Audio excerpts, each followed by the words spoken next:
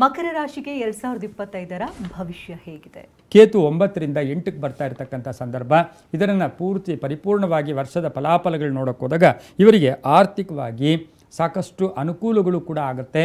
ಆದರೆ ಶ್ರದ್ಧೆ ಬೇಕು, ಭಕ್ತಿ ಬೇಕು, ಪ್ರಯತ್ನ ಬೇಕು.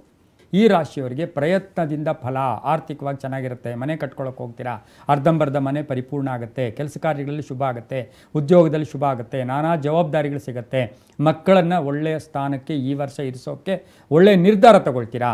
ನೀವು ನಿಮ್ಮ ಮಕ್ಕಳ ವಿಷಯದಲ್ಲೂ ಕೂಡ ಒಳ್ಳೆಯ ನಿರ್ಧಾರ ತಗೊಳ್ತೀರಾ. ಬಂಧುಗಳ ಜೊತೆ ಚೆನ್ನಾಗಿರುತ್ತೆ, ವಿವಾಹ ಕಾರ್ಯಗಳು ನಡೆಯುತ್ತೆ, ಶುಭ ಕಾರ್ಯಗಳು ನಡೆಯುತ್ತೆ. ಹಾಗೆಯೇ ಈ ರಾಶಿಯವರಿಗೆ ಪ್ರಯಾಣ ಯೋಗ ಅಂತ ಹೇಳುತ್ತೆ. ವಿದೇಶದಲ್ಲಿರ್ತಕ್ಕಂಥ ನಿಮ್ಮ ಕುಟುಂಬದವರಿಂದ ಶುಭ ಸುದ್ದಿ ಸಿಗ್ತಕ್ಕಂಥ ಯೋಗ ಕೂಡ ಇರುತ್ತೆ. ಆಸ್ತಿಯ ವಿಷಯದಲ್ಲಿ ಸ್ವಲ್ಪ ಕಂಟಕಗಳಿದೆ, ಅಣ್ಣ ತಮ್ಮಂದ್ರ ಜೊತೆ ಗಲಾಟೆಗಳಿದೆ. ಇನ್ನು ರಾಜಕೀಯ ಪ್ರಗತಿಯಲ್ಲಿ ಕುಂಠಿತ ಆಗುತ್ತೆ. ಸ್ವಲ್ಪ ರಾಜಕೀಯ ಅಷ್ಟು ಚೆನ್ನಾಗಿಲ್ಲ. ವೃತ್ತಿಯಲ್ಲಿ ಸ್ವಲ್ಪ ಸೀಕ್ರೆಟ್ ಇಟ್ಕೊಳ್ಳಿ, ಗುಟ್ಟನ್ನು ಇಟ್ಕೊಳ್ಳಿ. ನೀವೇನು ಮಾಡ್ತೀರಾ ಎಲ್ಲ ಹೇಳಿ ಹೇಳಿ ಹೇಳಿ ಹೇಳಿ ಏನಾಗುತ್ತೆ, ನಿಮಗೆ ಕಷ್ಟಗಳು ಕೂಡ ಎದುರಾಗ್ತಕ್ಕಂಥ ಸಾಧ್ಯತೆ ಕೂಡ ಇರುತ್ತೆ. ಹಾಗೆ ನಿರ್ಧಾರಗಳು ತುಂಬ ಚೆನ್ನಾಗಿರುತ್ತೆ. ಹಾಗೆಯೇ ಮಹಿಳೆಯರಿಗೆ ಈ ರಾಶಿಯವರಿಗೆ ತುಂಬ ಒಳ್ಳೆಯದಾಗುತ್ತೆ. ವ್ಯಾಪಾರದಲ್ಲಿ ಒಳ್ಳೆಯದಾಗುತ್ತೆ, ವ್ಯವಹಾರದಲ್ಲಿ ಒಳ್ಳೆಯದಾಗುತ್ತೆ, ಉದ್ಯೋಗದಲ್ಲಿ ಶುಭ ಆಗುತ್ತೆ.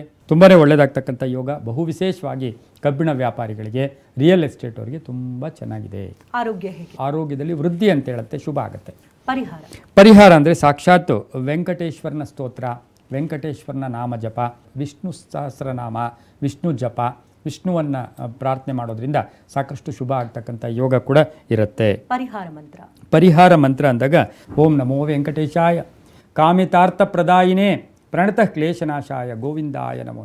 ಏನು ಬೇಡ ಸ್ವಾಮಿ, ಗೋವಿಂದ ಗೋವಿಂದ ಗೋವಿಂದ ಹೇಳ್ಕೊಂಡ್ರೆ ಸಾಕಷ್ಟು ಶುಭ ಆಗ್ತಕ್ಕಂಥ ಯೋಗ ಕೂಡ ಇರುತ್ತೆ. ಆದಾಯ ಮತ್ತು ಖರ್ಚು 14 ಆದಾಯ ಇದೆ, 9 ಖರ್ಚಿದೆ. ಹಾಗಾಗಿ ಈ ವರ್ಷದಲ್ಲಿ ಸಾಕಷ್ಟು ಶುಭ ಫಲಗಳು ಕೂಡ ಇರತಕ್ಕಂಥ ಒಂದು ವರ್ಷ ಕೂಡ ಮಕರ ರಾಶಿಯವ್ರಿಗೆ ಆಗಿರುತ್ತೆ.